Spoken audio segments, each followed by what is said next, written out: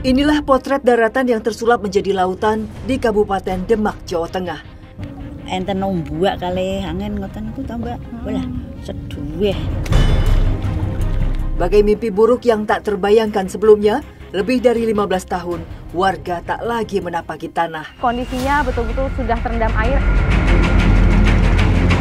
Mereka hidup berdampingan dengan abrasi karena tak kunjung mendapat solusi. Desa tenggelam Timbul Sloko, namanya sudah go internasional. Namun sampai kapan pemerintah hanya berdiam diri?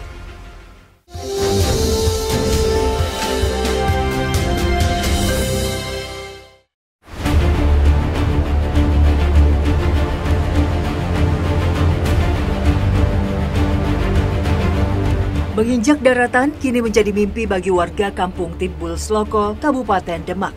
Tanah yang dulunya subur terkubur oleh air laut yang mengikis tempat mereka berpijak. Dari 4 kampung yang ada di desa ini, kampung Timbul Sloko secara keseluruhan sudah berubah wujud menjadi kampung tenggelam. Yang kami lewati ini dulunya merupakan daratan. Sekarang sudah rata dengan air. Dan inilah akses menuju kampung Timbul Sloko.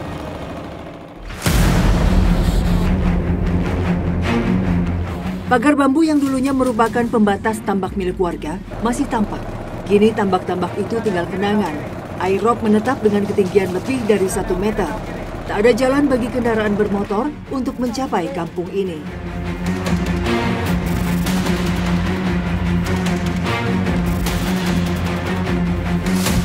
Seperti inilah kondisi desa tenggelam di Kecamatan Sayung, Kabupaten Demak yang pernah didatangi oleh tim Indonesiaku. Sekitar 5 tahun lalu, jalan di perkampungan ini masih nampak. Namun, kini kondisinya betul-betul sudah terendam air, apalagi ketika air laut pasang. Air robnya ini cepat sekali naik ke pemukiman warga. Selamat datang di Indonesiaku.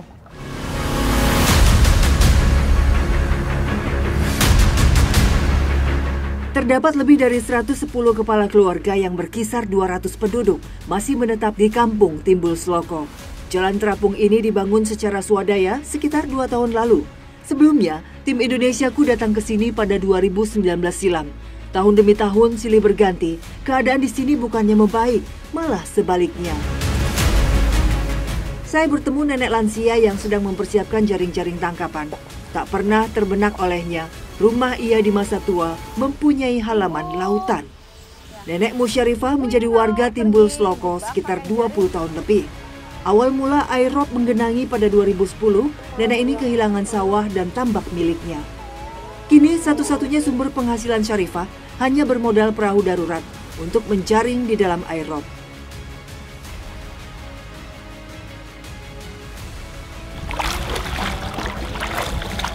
Ibu Musarofah ini disebutnya nelayan darat karena tidak memiliki perahu yang pakai mesin. Perahunya seperti ini, manual, terbuat dari drum. Dan sekarang kami mau menaruh jaring-jaring yang sudah dipasang umpan atau orang sini menyebutnya dengan menjebak di lokasi menaruhnya kurang lebih 1 kilo ya Bu dari rumah. Ini udah setengah perjalanan tapi ternyata nggak mudah mendayung manual seperti ini tuh, melelahkan sekali ya Ibu. Setiap hari Ibu kayak gini ya. Jalan lagi kita Bu.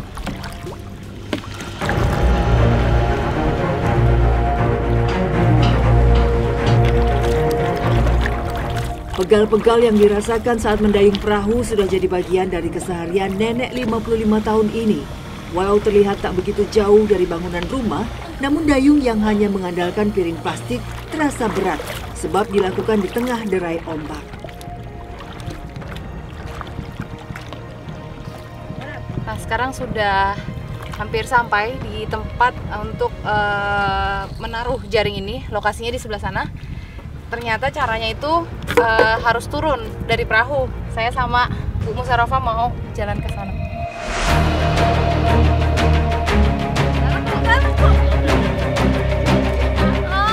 Akhirnya jajak. Jaring perangkap rupanya harus ditancap di dasar air.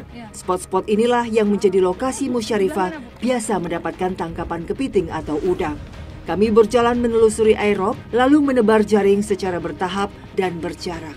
Tempat Ibu Musarofah menaruh jaring, ini dulunya daratan. Nah sekarang kondisinya sudah seperti ini, sedalam ini, Seperti laut. air semua ya Bu ya. Dan ini air rob ya Bu. Air rob. Air rob. Ketika kondisi laut pasang, tentunya akan semakin tinggi air ini. Saat berjalan, amat terasa pijakan kaki saya bertumpu di atas lumpur. Rupanya dasar air rob dulunya merupakan sawah yang menjadi sumber penghasilan nenek Musyarifah. Kini masih merupakan tempat pencahariannya, namun terpaksa beralih fungsi sebab keadaan tak lagi sedia kala. Miris.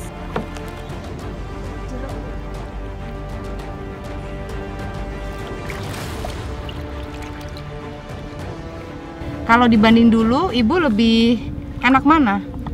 Enak dulu. Dulu. Kenapa? Dulu kan padi kan dapat kan tontonan. Enak dulu senduwer ngono kabeh apa. Ya pari, ya lombok, ya apa jagung, kacang wis sembuer. Bisa menanam banyak ya. Kalau sekarang boro-boro ya Bu. Ibu dengan kesehariannya yang seperti ini, kondisi kampung Ibu sudah direndam air, tenggelam lama-lama, Ibu nggak takut Bu? Ini takut Mbak. Khawatir. Nah pas enten nombuak kali angin ngoten ku ta Mbak. Walah seduweh tak koyo dene omah ki arek kebur-kebur di Mbak atau Mbak ambek angin mboten saged til. Kenapa memilih bertahan tinggal di sini? Lah enggak punya Mbak. Enggak punya lahan di sana-sana. Dan nek sik pindah kan gadah tanah ten mriko, gadah ongkos sik damel pindah. Ibu pernah nggak sampai kayak lagi seperti ini nih, lagi menjebak ini nih, naruh jaring terbawa arus gitu, pernah? Pernah. Nggak ini. Pernah kelelep. Pernah. Terus batine kula ta Mbak. Waduh aku mati. Wis ora iso lah golek lemah ngelok Mbak. Terus gayo-gayo lemah ora gayo. Saat itu bagaimana Ibu menyelamatkan diri? Terus Mbak, terus sekarang nglangi-nglangi to Mbak, terus suwe-suwe kok nangguh sikil kok nangguh lemah terus. Jebul wis cetek ngono terus. Enggak trauma Ibu, udah pernah kayak gitu enggak trauma? Lah terus trauma terus gaweane opo Mbak? Terus nggitone opo?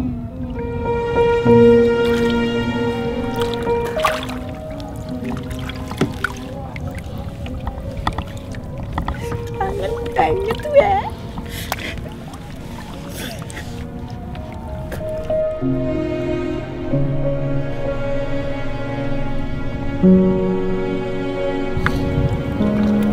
Jadi Ibu salah satu warga di sini yang sebetulnya nggak menginginkan kehidupan yang seperti ini gitu.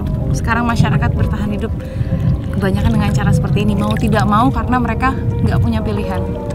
Kalau boleh memilih, Ibu mending seperti dulu aja ya Bu ya. Iya. Penghasilannya dari daratan, dari padi, dengan bertani, bercocok tanam ya Bu, di sawah, bukan seperti ini gitu. Tapi sudah sangat berlarut-larut, udah lebih dari 10 tahun belum ada penanggulangan yang ditangani secara masif.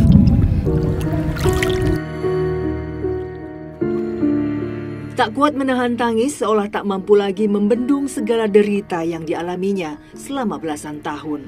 Potret ironi yang dijalani Musyarifah begitu nyata, sangat ingin menuntut haknya, namun tak tahu harus bagaimana.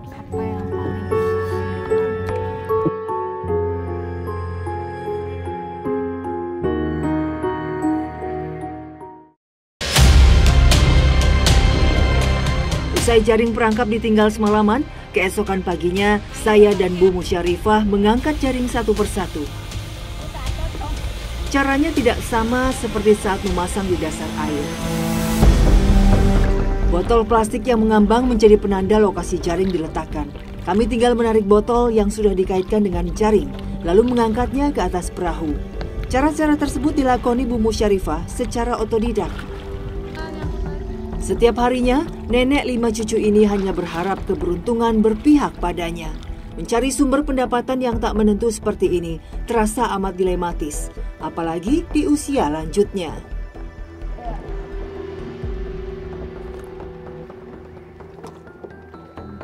Hasil dari menjaring tidak memadai dan juga nggak menentu gitu ya. Kadang hasilnya banyak dan ternyata hari ini sepi kata ibu. Hasilnya sedikit, udah gitu kepiting sama udangnya kecil-kecil. Wanita lansia ini terus-terusan menelan rasa pahit. 1 ekor kepiting paling mahal hanya bernilai 50 ribuan. Sementara untuk mendapatkan ukuran kepiting atau udang besar, apalagi dalam jumlah yang banyak, terasa sulit sekali. Di jaring ini saja banyak umpan yang tidak termakan. Kehidupan saat jadi petani amat dirindukan Musyarifah. Ia pernah menghasilkan belasan ton padi, terutama pada musim panen raya. Hasilnya pun lebih pasti dan nilai jualnya tinggi. Kini, hal itu tinggal kenangan.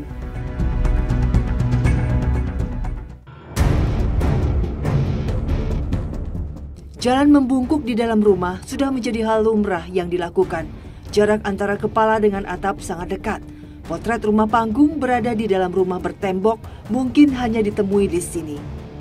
Musyarifah memiliki 2 anak yang sudah pergi merantau karena berkeluarga. Kini dirinya tinggal bersama suami dan 1 orang cucu. Rumah yang merupakan tempat mereka berteduh ditinggikan menjadi rumah panggung dan dibangun secara mandiri. Hal yang terpaksa dilakukan itu semata-mata menjadi bentuk kewaspadaan dan penyelamatan diri dari air rob yang terus-menerus menghampiri. Kelem niku keleme sak menten. Mbon ajeng ngungkuli niki keleme ya. Kula ngasih sedih wong pun sekilan ngeten kok. Ajeng kelem niki kula seduwe. Riyen kelem wae kula mboten saged tilem.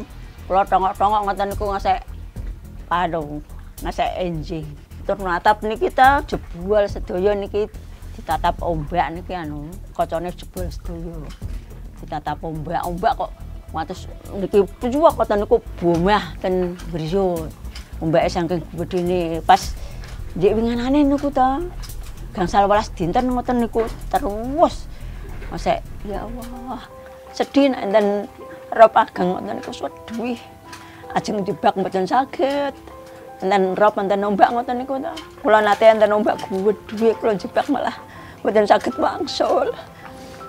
Kula goceang. Preng ten.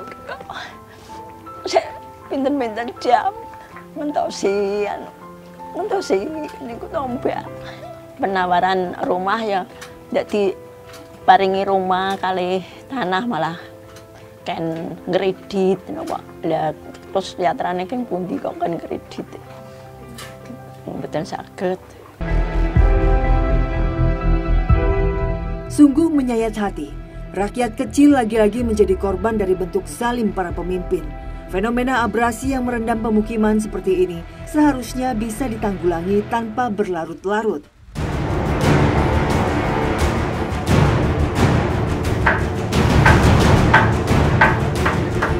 Di balik sosok tangguh Nenek Musyarifah, ada seorang kepala keluarga yang turut gigih bekerja di usia senja, Mbah Kuntarjo. Hingga kini serabutan bekerja demi memberi nafkah keluarganya. Kakek berusia lebih dari 60 tahun ini membantu tetangganya membangun rumah panggung.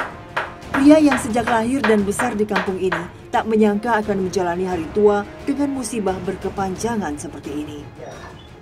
Wujud rumah Pak Suramin sangat mengerikan. Ketika sore hingga malam hari, ombak mencapai persis di depan pintu rumah. Setelah 15 tahun, akhirnya Pak Suramin berhasil mengumpulkan uang untuk meninggikan bagian dalam rumahnya. Susah kok, Mbak. Arep pindah yo cuma tanah iki tok iki. Kayak gini nih Pak, ini kondisi air laut pasang nih setiap hari? Setiap hari. Oh, jam 8 gini Mbak, biasanya. Langsung masuk ke dalam rumah masuk, segini? Langsung. Kan solusi berbeda ini kan gak jam kan ono wong survei harga ti bantuan gada gagal lalu nunggu bantuan keseran Mbak. Ya no ngepel tiap hari ngepel Mbak. Turunnya jam satu malam ya dipel satu malam. Jam 12 dipel jam 12. Masalahnya enak ora dipel licin, soalnya nganu air asin. Suramin menyadari tak bisa bergantung pada siapa-siapa, namun tak ada pilihan baginya. Sebenarnya, ia ingin mengikuti jejak tetangganya terdahulu yang setiap tahun jumlahnya berkurang dari kampung ini alias berpindah. Suramin sudah sangat lelah dengan aerob yang perlahan menggerogoti rumahnya. Nah, ini rumahnya Pak Suramin. Setiap hari seperti ini ya Pak? Seperti ini, setiap hari. Dan menurut Pak Suramin ini termasuk biasa aja, belum begitu parah gitu. Padahal ya seperti ini, aerobnya betul-betul masuk ke dalam rumah. Pintu bahkan bawahnya udah jebol karena ombak. Dan ya nggak ada pilihan lain, mau pindah nggak ada biayanya. Ya, jadi tempatnya juga nggak ada, jadi nggak ada pilihan lain selain membuat rumah panggung untuk ditinggikan.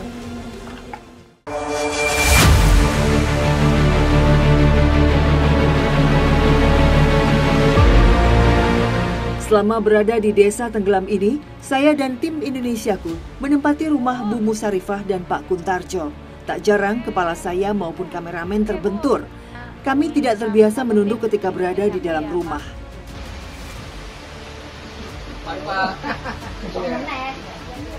Rumah Bu Sarifah hanya ditinggikan permukaan lantainya, namun tidak bagian atapnya.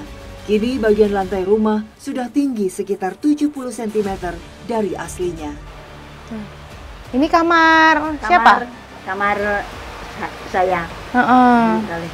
Kamar tidur, Mbak. Riyen kamar tidur, lah saniki mboten kenging dipakai. Karena ini air lautnya sudah masuk ke sini. Kenapa yang bagian belakang ini nggak ditinggiin juga, Bu? Nggak cukup anu. Oh, bambunya cuma sampai sini aja. Oh gitu. Sekarang dibiarkan begitu aja ini, Bu? Nggak dipakai ruangannya? Nggak dipakai sama sekali. Mau gimana ya, Bu ya? Tapi ini bakal, ini nggak Bu, naik ke dalam sini nggak kira-kira airnya? Yang dari dalam kamar bakal meluber ke sini nggak? Pas serope tinggi? Yo meluber. Oh. Main kan agak. Oh alah, ini.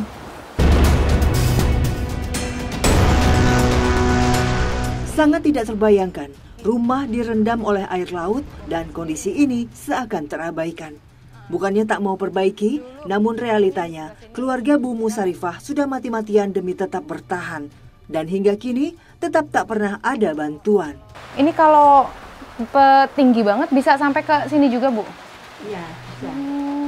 Nah ini bagian belakang rumah yang dulunya dapur, ya Bu ya? Iya. Nah karena bambunya nggak cukup, bagian belakang ini nggak ditinggiin, ya akhirnya kayak gini terendam, apalagi ketika airobnya datang dan ditambah hujan deras seperti sekarang ya Bu. Gitu. Tapi ini bisa surut juga lagi Bu? Bisa. Pas mungkin lagi airnya surut gitu. Oh. Hari yang panjang telah berakhir, kami bergegas beristirahat usai mengikuti rutinitas Bu Musarifah dengan segala perjuangannya. 15 tahun bukanlah waktu yang sebentar untuk bertahan dalam keadaan darurat bencana. Nggak ada yang hidup di sini, sering nggak Bu? Sering. Oh gitu. Indonesia aku ya Bu, di sini buat berapa ya.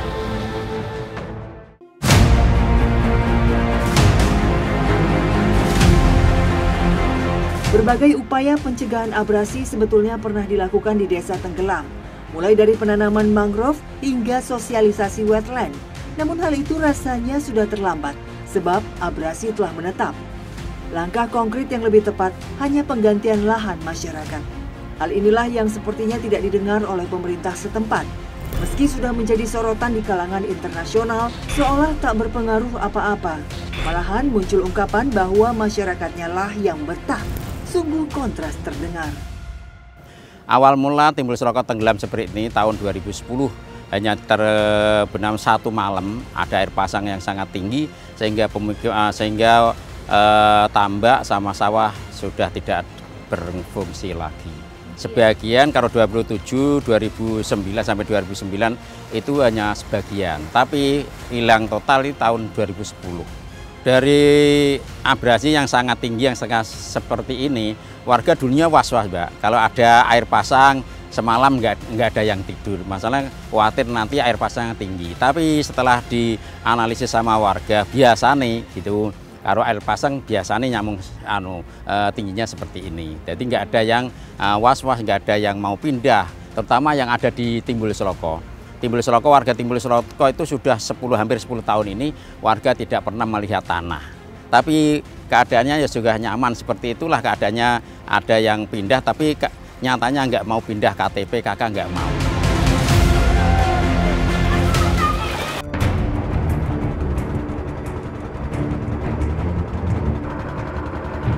Biasanya takut. Takut juga ya? Iya, Kenapa takutnya? Takut apa? ombaknya besar.